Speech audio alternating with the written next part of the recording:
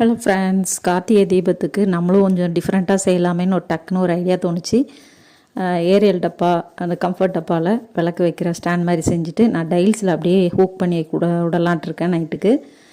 இன்னொன்று, சுவரு தரையிலலாம் எண்ணெய் படாமல் இருக்கிறதுக்கு நம்ம பழைய கேலண்டர் அப்படியே சேர்த்து வச்சுட்டே வந்தோம்னா அதில் 2-3 ஷீட்டாக வச்சு அது மேலே நம்ம அகல் விளக்கு வைக்கலாம். சேஃபாக வைக்கணும். ஸோ அந்த பேப்பரில் படாமல் நெருப்பு படாமல் இருக்கிற மாதிரி பார்த்துக்கணும்.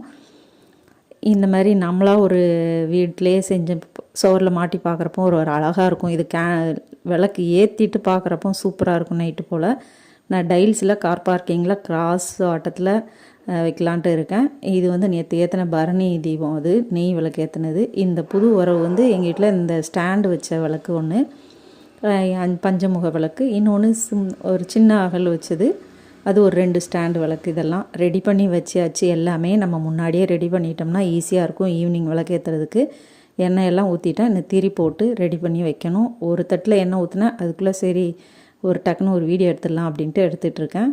தேங்க்ஸ் ஃபார் வாட்சிங்.